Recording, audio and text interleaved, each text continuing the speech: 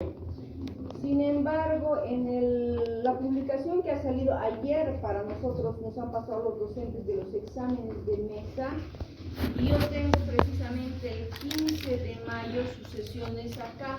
Tengo que tomar la mesa de examen, que ya no habían suprimido. Si se han fijado, ya no hay explicación de contenidos, es directamente la fecha del examen.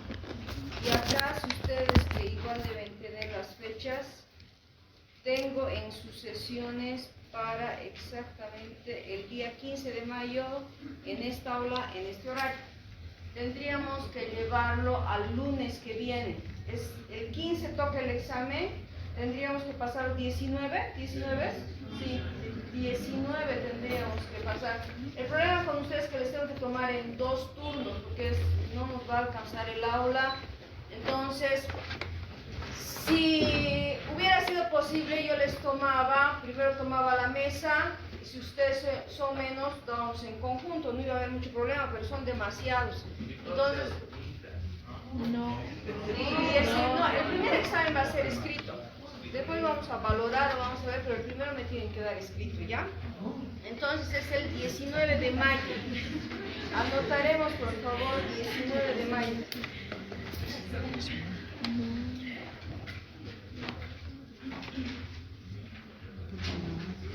El día siguiente tenemos examen de familia. Y hacemos lo mismo, pero que habíamos indicado, ¿no? Que vamos a empezar a las 6 de la tarde para que ustedes no se atropellen un grupo tras de otro y tengan tiempo. Porque en esta hora no se pasa nada antes, no hay ninguna clase antes.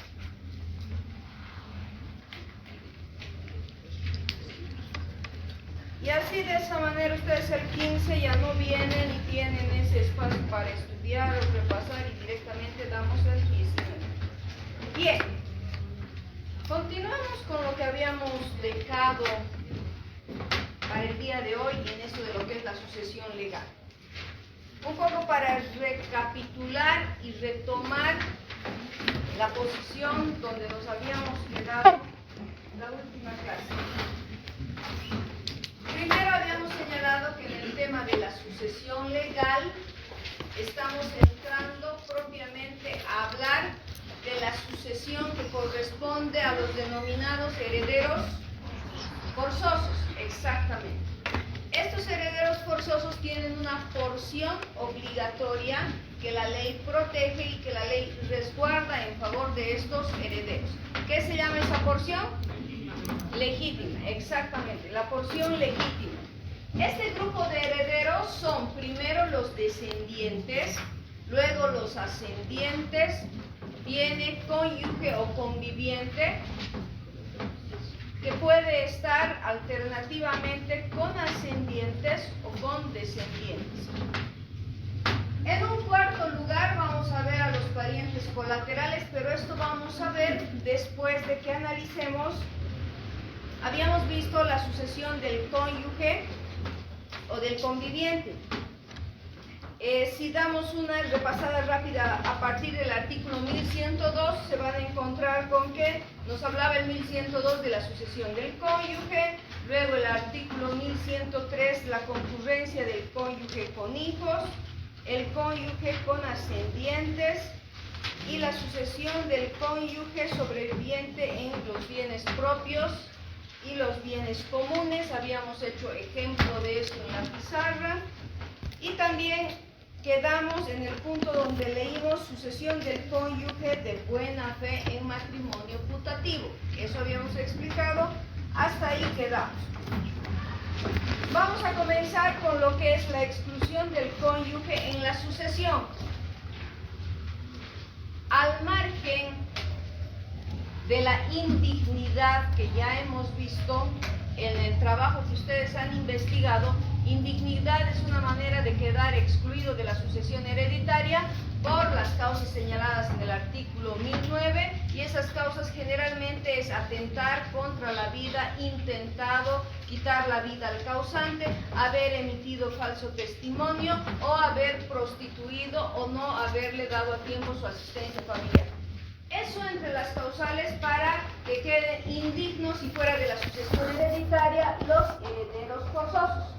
Pero la ley acá además dedica un apartado y un artículo específico para decir, aparte de la indignidad y luego de la desheredación que vamos a ver, también el cónyuge puede quedar fuera de la sucesión por 3 causas específicas citadas en este artículo. Lean por favor el artículo 1107. ¿Quién puede leer el artículo 1107?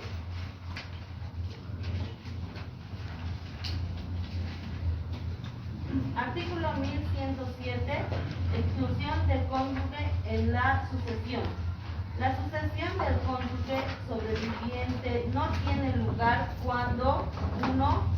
El matrimonio se celebra hallándose enfermo el otro cónyuge y su muerte acaece dentro de los 30 días siguientes como consecuencia de aquella enfermedad.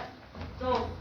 Existe sentencia de separación pasada en la autoridad de cosa juzgada, en la cual se reconoce al sobreviviente como culpable de la separación. 3. Por propia voluntad y sin causa moral ni legal se había separado de hecho de su cónyuge. La separación dura más de 1 año. ¿Por qué es importante esto? ¿Por qué el legislador hace hincapié en esto? Porque sucede en más de una oportunidad que cuando ha fallecido dentro del matrimonio uno de los esposos, el otro es el primero que quiere ir en la carrera para convertirse en el heredero del esposo que ha fallecido o del posible esposo. ¿Y por qué decimos posible esposo? Porque estas 3 causales que acaba de leer su compañera nos aclaran en qué circunstancias aquella persona que estaba queriendo convertirse en heredero, la ley lo va a repulsar, lo va a hacer a un lado y no va a poder competir con los otros herederos forzosos, vale decir hijos, por ejemplo, o ascendientes. ¿Cuándo sucede esto? Cuando el matrimonio se celebra hallándose enfermo el otro cónyuge y su muerte acaece dentro de los 30 días siguientes como consecuencia de aquella enfermedad. Porque ahí podemos suponer que visiblemente ha habido un cálculo de esa persona que ha querido unirse con otra simplemente para sacar ventaja, para querer aprovecharse de esa persona. Generalmente pasa con esos matrimonios en los que vemos una diferencia de edades demasiado marcada, ¿no? Tenemos a un señor que tiene 90 años casándose con una jovencita de 25. Entonces, no vamos a pensar precisamente que ahí hay un verdadero amor, que existe compromiso de parte de esa señorita, etcétera, como para no pensar en todo caso que estaba calculando para convertirse en el heredero. Probablemente en la primera noche agarra la almohada y la sostiene con fuerza sobre su nuevo esposo. Entonces, por esas situaciones la ley se anticipa a esta circunstancia y dice definitivamente no. Ahora, es otra cosa y esto sí ha pasado. Ha habido situaciones en las que parejas que han vivido por muchos años, tienen hijos, etcétera, en algún punto de su vida, les pongo el ejemplo, cuando hay matrimonios que tienen negocios en conjunto y cuando estos negocios tienen problemas, digamos, de tipo impositivo o deudas sociales, algunos abogados les recomiendan es mejor que se divorcien, ¿no? Entonces es como un mecanismo para que los acreedores que hay tengan dificultad y uno diga no, era de mi ex esposa, o el otro diga no, era de mi ex esposo. Entonces, en ese juego legal que se provoca, lo que se hace es perjudicar al acreedor y entonces los abogados en algunas circunstancias recomiendan esos divorcios, pero que son divorcios armados, nada más. Entonces, se ha producido el divorcio aparentemente y resulta que en muchos casos ya no retomaron, es decir, no volvieron a casarse nuevamente para tomar en cuenta estas previsiones de la herencia, etc. Entonces, muchos hijos, cuando sus padres están en el lecho de muerte, los hacen casar para que la madre le pueda suceder, o el padre, o viceversa, ¿se dan cuenta?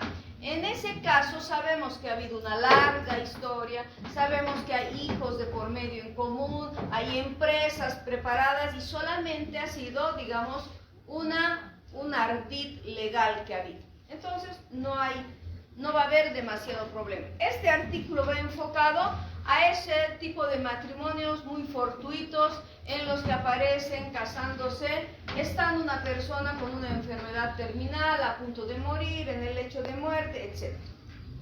El inciso 2 nos dice: existe sentencia de separación pasada en autoridad de cosa juzgada, en la cual se reconoce al sobreviviente como culpable de la separación. Acá les hago una aclaración. Acá este artículo debería decir simplemente que la cónyuge ya no hereda cuando existe una sentencia de divorcio pasada en autoridad de cosa juzgada, nada más. ¿Por qué? Ya no debería existir en la cual se reconoce al sobreviviente como culpable de la separación. ¿Qué es lo que pasaba? En el antiguo Código de Familia, en el anterior Código de Familia, para divorciarse había que demostrar una causal generada por alguno de los contrayentes para que se provoque la ruptura de la unión matrimonial. Ahora sabemos que no tenemos que buscar culpables, simplemente tenemos que utilizar una palabra que lo resume todo. Ya les ha dicho su docente, ¿cuál es ese término que se utiliza ahora? Ruptura del proyecto de vida. Es suficiente, no importa quién ha sido el causante, si se agredieron o no. Antes había que llevar testigos, demostrar que alguien agredió, que terminaron en la policía, que hubo infidelidad, etcétera, y todas esas cosas. Ahora resulta que ya no es necesario, porque lo que menos quiere la ley es revictimizar a las parejas, y que en todo caso ese proceso de ruptura matrimonial sea mucho más llano, porque hay situaciones que hay que cuidar. Si hay hijos de por medio, entonces sería revivir heridas para esos hijos que se enteren que el papá engañó a la mamá, que en el expediente hayan quedado detalles de esas circunstancias. Por ejemplo, ¿se dan cuenta? Los hijos tarde o temprano crecen, se dan cuenta, revisaban el expediente o se enteraban o algún vecino les contaba, y las susceptibilidades o las rencillas familiares eran mucho más grandes. Por eso la ley en esta parte sí ha sido sensata y dice: suficiente con decir que se ha roto el proyecto de vida en común y que cada uno puede ir por su lado. ¿Se dan cuenta? Pero como este Código Civil ha quedado rezagado porque tiene más de 40 años y nuestro Código de Familia apenas tiene 10 años, entonces todavía se manejaba el hecho de que alguien era el responsable de esa ruptura. ¿Y por qué además hace esta aclaración? Porque, a ver, hay dos etapas en el tema del divorcio. Algunas personas creían que si estando en pleno proceso de divorcio salía la sentencia, pero su partida matrimonial no había sido cancelada, entonces podía ir todavía a reclamar algún derecho, ¿no? Y obviamente eso habría un debate igual entre los otros herederos forzosos. Para evitar precisamente eso, lo que dice: no necesitas cancelar tu partida matrimonial para materializar esa ruptura definitiva, sino que es suficiente que exista una sentencia donde haya dispuesto la ruptura de ese matrimonio, el divorcio ha concretado el juez. No necesitas, si te quedaste a medias y no terminaste el trámite de cancelación de partida, no hay problema. Pero para los efectos de la sucesión es suficiente que exista esa sentencia, nada más. Pero además, si algunos tienen alguna duda y dijeran: entonces ha fallecido justo mi tío cuando mi tía recién le estaba iniciando la demanda de divorcio. Tampoco. ¿Por qué? Porque hay otro elemento que complementa en el inciso 3, dice: por propia voluntad y sin causa moral ni legal, se había separado de hecho de su cónyuge y la separación dura más de un año.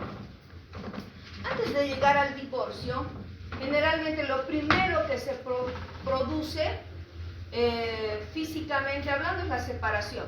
Y lo primero es la separación de cuerpos. Y entonces los contrayentes, antes incluso de ir al divorcio, puede decir que ya han estado, que no han convivido más de un año, que han estado fuera de ese matrimonio. En ese caso, si se produce el deceso de alguno de los contrayentes, y obviamente va a haber la disputa entre los descendientes que van a querer ser los herederos y excluir al padrastro o la madrastra o a la madre, digamos, si fuera el caso, porque van a decir, mi madre abandonó a mi padre hace más de un año, ya no convivían, no vivían juntos, por lo tanto, ella no puede reclamar, porque podría darse el caso de que ella diga, tengo mi certificado de matrimonio, seguíamos casados, no se olviden que los trámites ahora son notariales de la sucesión hereditaria, sobre todo la aceptación de la herencia. Y para la aceptación de la herencia simplemente tenemos que llevar certificado que nos une el lazo de parentesco que tenemos con el fallecido, más su certificado de defunción, un certificado del Ceresi y pagar los valorados.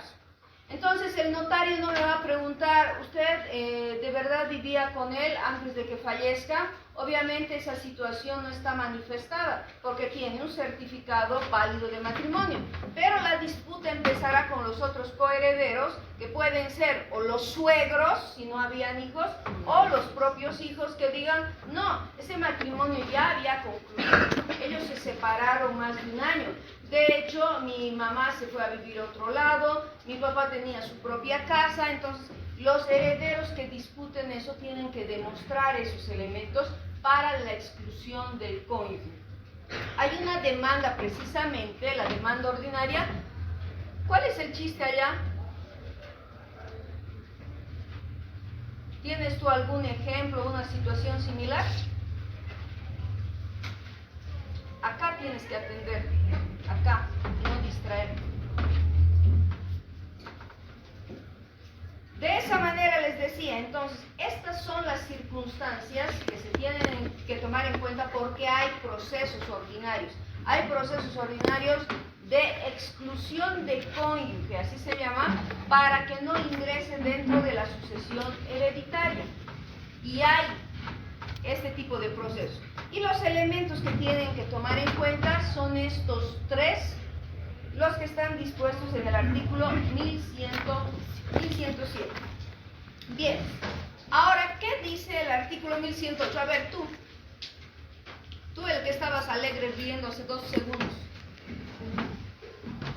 1108, lee el artículo 1108. Y nos vas a explicar qué significa.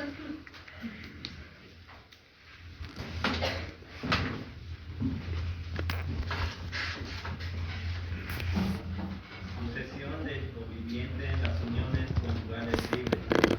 Las uniones conyugales libres o de hecho reconocidas por la Constitución Política del Estado y el Código de Familia producen respecto a los convivientes efectos sucesorios similares a los del matrimonio. Ya, explícanos entonces.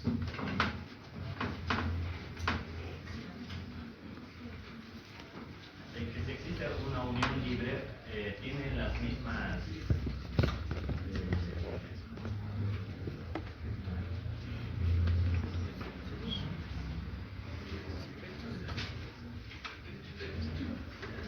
Por eso tienes que estar atento. Por eso los tienes que mismos estar efectos atento. tienen que un No, matrimonio. lo que el artículo está diciendo es que este 1108, para el caso de convivientes, se aplican todos los efectos del capítulo 5. A partir del 1102 exactamente se aplican para los convivientes o las uniones libres. La única aclaración que hay que hacer acá, que ya no tenemos un código de familia. Tienen que corregir ahí, tenemos una ley 603 que es el Código de las Familias, el código y el procedimiento de las familias. Bien, ahora sí entramos a la sucesión de los colaterales. Tu compañero, tú, agarra tu código y léemelo, el artículo 1109.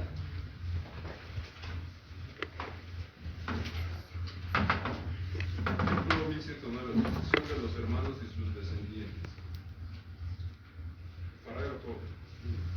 Al que muere sin dejar descendientes, ni ascendientes, ni cónyuge o conviviente, suceden según las reglas de la representación los hermanos y los hijos de los hermanos, muertos o de otra manera impedidos para heredar.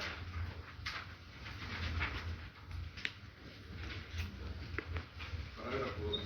Sin embargo, los hermanos unilaterales heredan la mitad de la porción correspondiente a los hermanos del doble vínculo. Ya. ¿Qué significa entonces este artículo?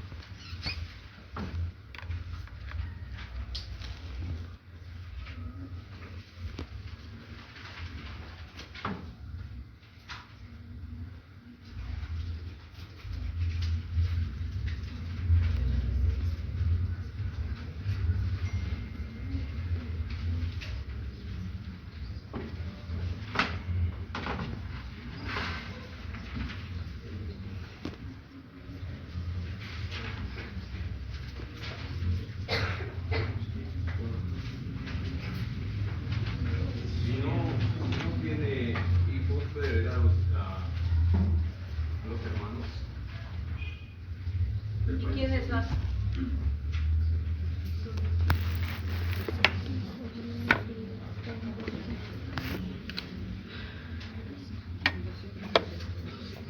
Y los hijos de los hermanos por derecho de representación. Y esto ya les había explicado a ustedes. Simplemente legal. Estos son los herederos simplemente legales.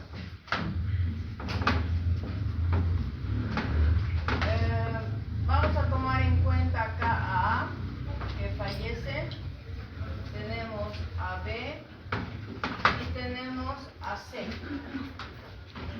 Sabemos que en la sucesión de herederos forzosos la línea es ascendente o descendente y el cónyuge o conviviente, ¿ya? Que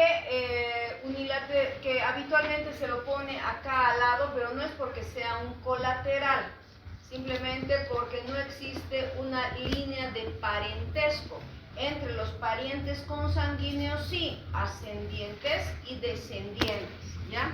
Pero en cambio, cuando ha terminado, lo que quiero que entiendan es lo siguiente: en la sucesión de los colaterales, primero que ya se han agotado los herederos forzosos, o estos no existen, de hecho, porque la ley y la sucesión legal, el primer principio que maneja la sucesión legal es: los llamados a heredar a una persona que ha fallecido son herederos forzosos, descendientes, ascendientes, cónyuge o conviviente. Esos son los tres grupos importantes. A estos se los denomina herederos forzosos.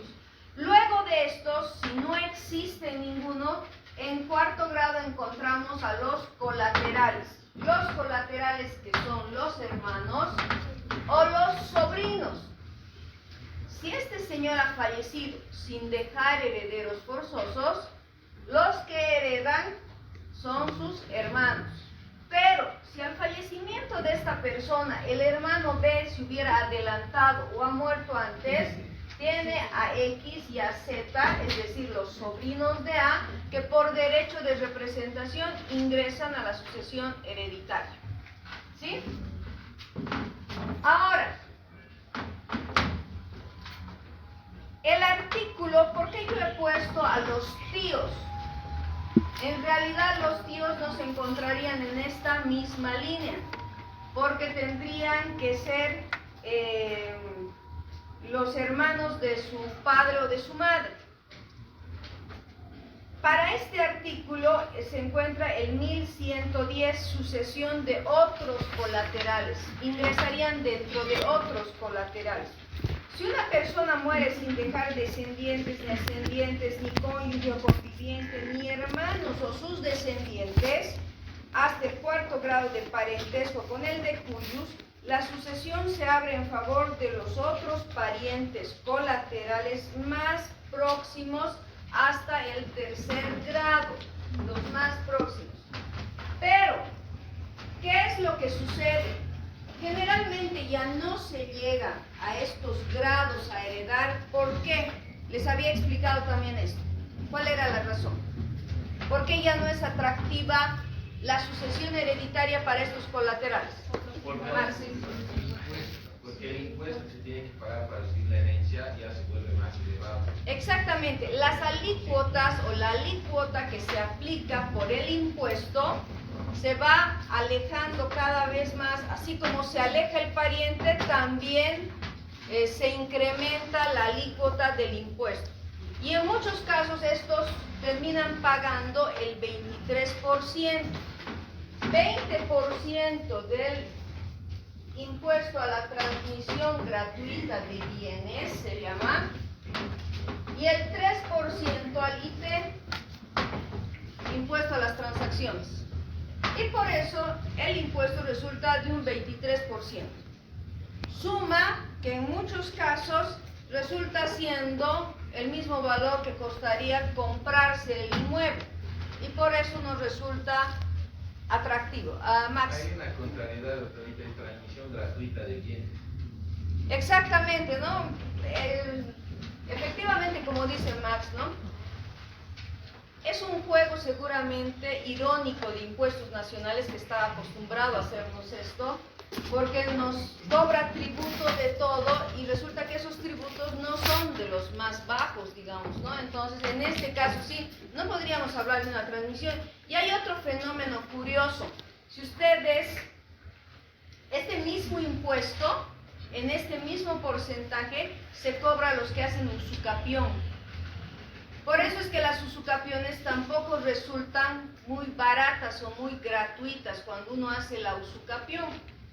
Precisamente porque el Estado también quiere evitar que hayan usucapiones a diestra y siniestra de bienes que no cumplen con los requisitos que establece la ley y que solamente le interesaría al verdadero poseedor llegar hasta el final y para recibir su título pagar este impuesto, ¿no? Entonces siempre vamos a encontrar un contrapeso en el tema impositivo, en el tema tributario.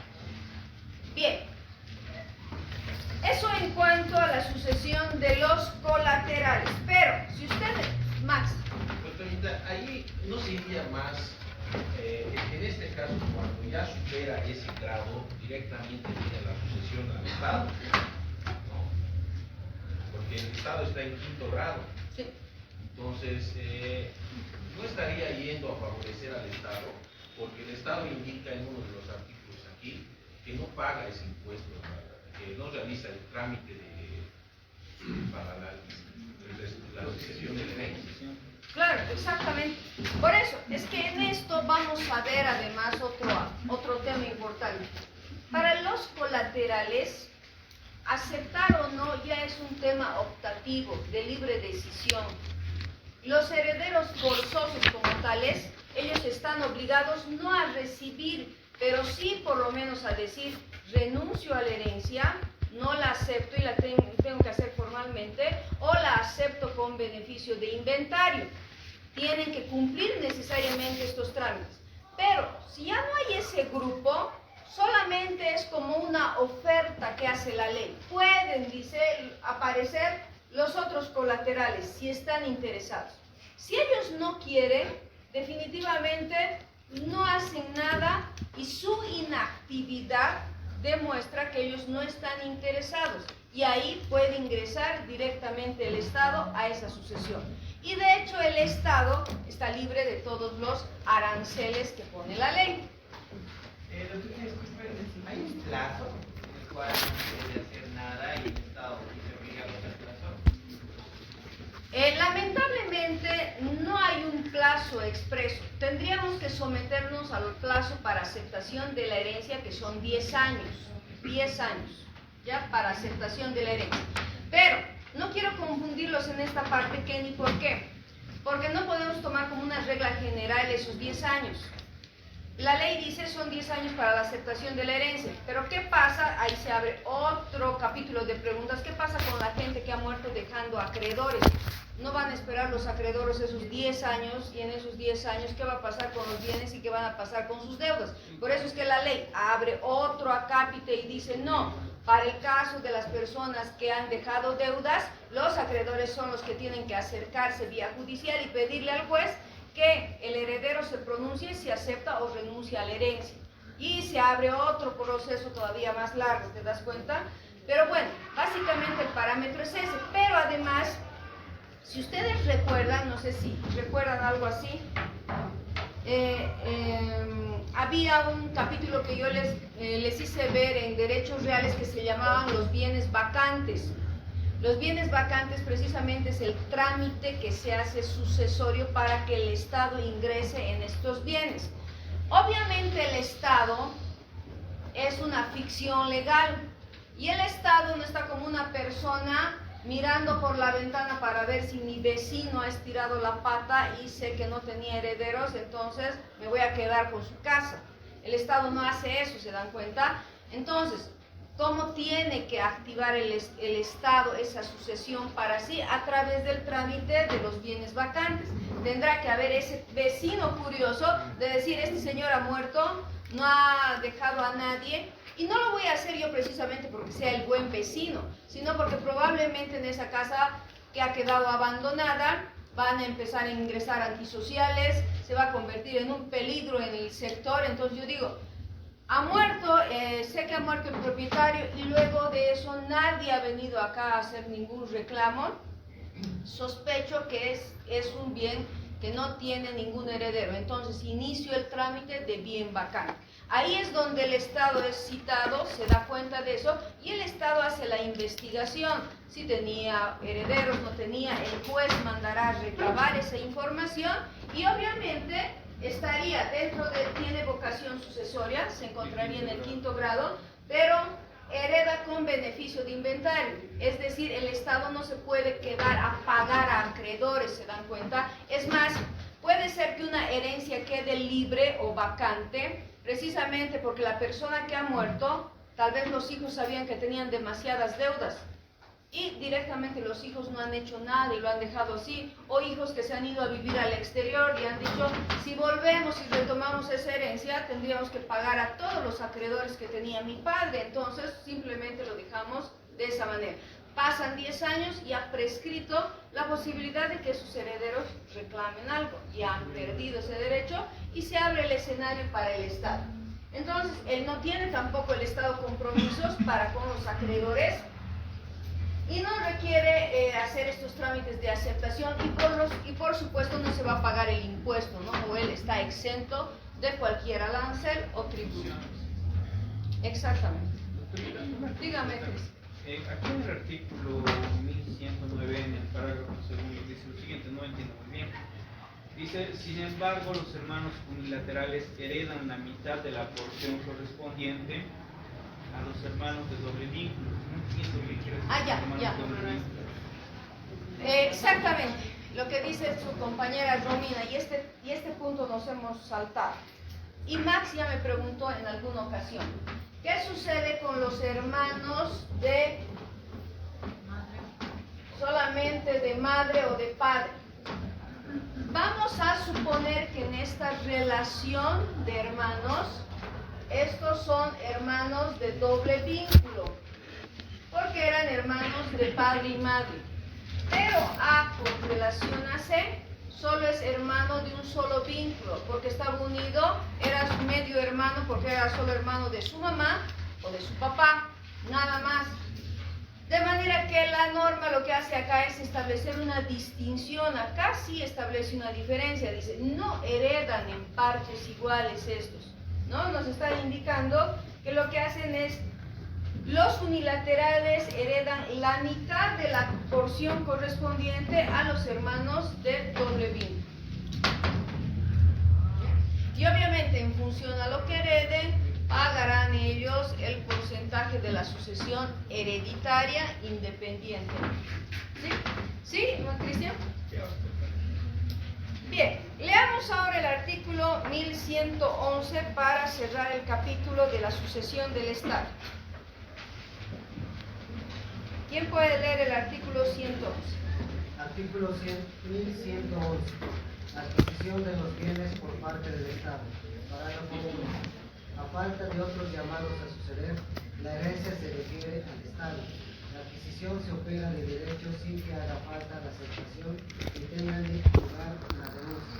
Parágrafo 2. Al Estado no corresponden por las deudas hereditarias, más allá del valor que tengan los bienes adquiridos. Sí, ¿se dan cuenta? Estamos recapitulando en este artículo lo que hemos puesto en la pizarra.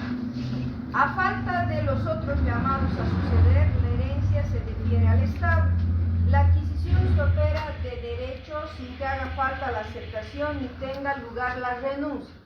El Estado está libre de todas esas formalidades.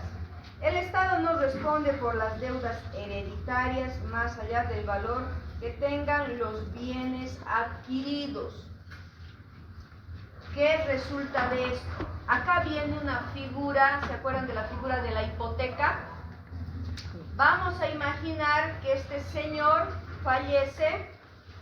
Vamos a suponer también que no tenía ningún heredero, pero que antes de morir se había prestado dinero con garantía hipotecaria de ese bien inmueble, ¿ya?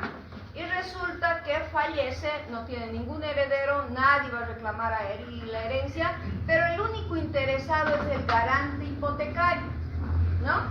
Vamos a suponer también que el Estado le echa ojo a esa propiedad y dice, entonces, un bien que ha quedado libre, puedo yo tener derechos sobre ese bien, pero ojo, en materia de derecho patrimonial, el garante hipotecario tiene un derecho de persecución, no se olviden, y de preferencia en el pago. Entonces va a decir, si es que hubiera un proceso, o probablemente él ya tuviera un proceso de ejecución, va a decirle, señor juez, detenga cualquier adjudicación al Estado porque previamente este bien ha sido mi garantía y como tal yo tengo que llevarlo al remate para poder cubrir mi acreencia, para recuperar lo que he prestado. ¿Se dan cuenta? Y tiene sentido, porque si la muerte borrara las obligaciones, definitivamente sería un gran riesgo para las personas que prestan su dinero, ¿no? Y la ley no podría abrir una brecha tan injusta e insegura para los acreedores. Eso es lógico, tiene bastante lógica. Por eso es que en el Código Civil tenemos estas figuras que son importantes para garantizar en esa eventualidad. Y de hecho, no sería cosa fuera de este mundo que precisamente el deudor haya fallecido. Muchas personas se han enterado en pleno proceso y ahí es donde empieza la parte que vamos a estudiar cuando veamos el beneficio de inventario en el segundo parcial. En el segundo parcial vamos a entrar a revisar el beneficio de inventario. ¿Qué pasa con aquella persona? Tenía deudas, le estaban persiguiendo sus acreedores y fallece. ¿Cuál es la situación de los acreedores? Que inmediatamente tienen que activar ante el juez, comunicarle que su deudor ha fallecido y que se inicien los trámites para convocarlos a los herederos, darles un plazo y que en ese plazo los herederos digan si aceptan, si renuncian a la herencia o la aceptan con beneficio de inventario.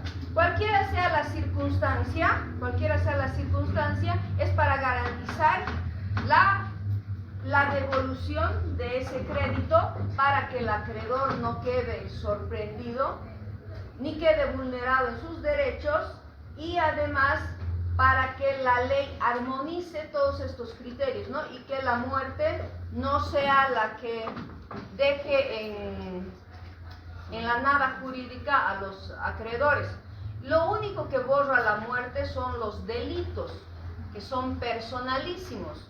Si una persona fallece y esa persona estaba siendo acusada por algún delito, eso no le va a heredar o no va a alcanzar el delito a sus hijos. Probablemente sí el estigma, ¿no? Si el papá estaba cumpliendo una condena por asesinato, obviamente ha fallecido, ya no va a haber una reparación, digamos, en ese sentido a las víctimas, pero los hijos probablemente queden con ese estigma, pero finalmente no van a recibir ninguna afectación patrimonial. ¿Se dan cuenta? Entonces, lo único que con la muerte desaparece son esos derechos personalísimos. Nuestra identidad, nuestro estado civil y nuestros compromisos o situaciones de orden penal. Más. ¿Qué pasaría en este caso con los acreedores quirografarios? Mala suerte para eso. Están en la peor situación. Y la verdad, esa es la verdad. Por eso les he dicho, retomando un poco el capítulo, cuando avanzamos el tema de las hipotecas, siempre que ustedes presten, pidan una garantía y una garantía solvente. Garantía no es que digas, le hagas decir a tu deudor que te garantice con todos sus bienes, habidos y por haber, presentes y futuros. Eso es nominal y eso es convertirse en un acreedor quirografario, que en realidad no tienes nada. Aparentemente tienes todo, pero es nada. ¿Te das cuenta? Entonces, sí se necesitan tener las acreencias grabadas. Peor si fuera un anticrecista. Y esto es terrible con los anticrecistas, porque puede ser que el propietario fallezca, el anticrecista se fió, y eso es lo que yo he visto en un tema hace muy poco tiempo, se fió de esa situación, no hizo registrar su anticrético, no pagó el impuesto y los herederos ya querían sacarlo al anticrecista y entonces ya estaba empezando un problema entre ellos. Esa es la situación. Entonces hay que tener todos esos cuidados. Por eso es que cuando les hablo yo que lo que han aprendido el año pasado en derechos reales va a tener una incidencia directa en lo que estamos viendo hoy, porque finalmente lo que se hereda o lo que se discute en la ley no son situaciones sentimentales. La ley está para discutir qué pasa con el patrimonio, qué hacemos con el patrimonio de esa persona que ha fallecido. ¿Sí? ¿Hemos entendido? Les voy a hacer un pequeño cuadro, simplemente como un diagrama para ustedes, como haciendo un resumen de esto para que lo tengan presente y que sirva de una retroalimentación. Mientras tanto me van a ir dejando la asistencia, por favor, vamos a llamar.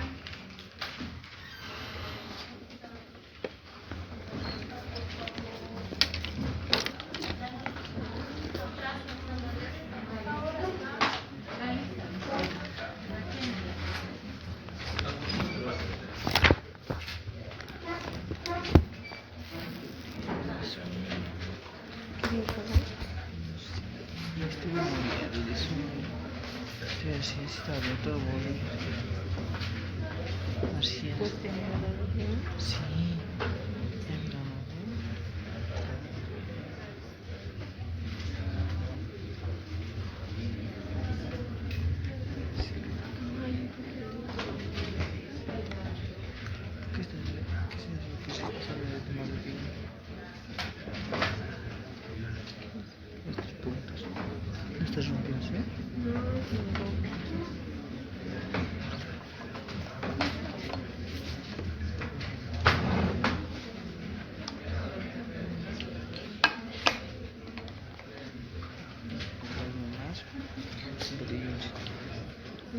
Botellón tengo que comprar, tenemos que traer agua.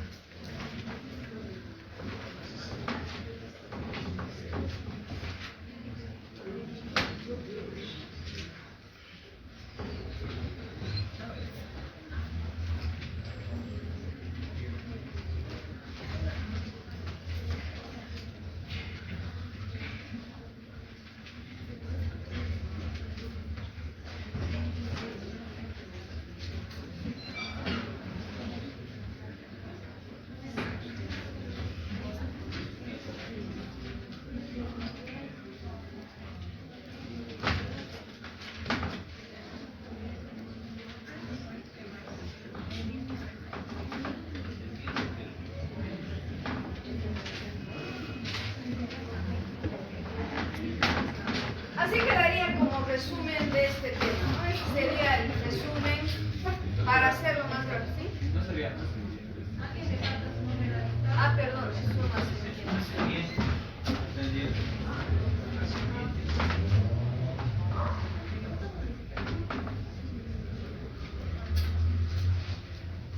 Correcto.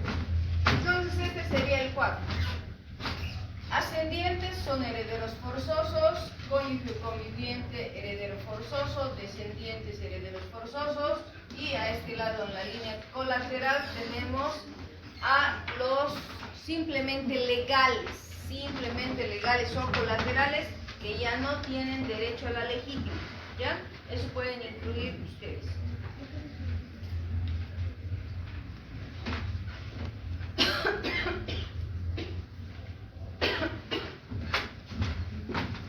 Bien,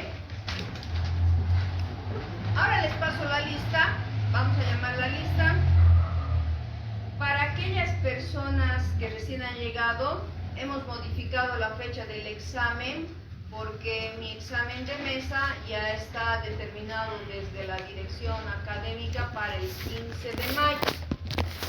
De manera que el 15 de mayo voy a tomar ese examen de mesa, el segundo examen de mesa, y con ustedes el 19 de mayo, escrito a partir de las 6 de la tarde. Medrano María Romina. Loza Vera Yeseni. Presente. Mamani. Presente.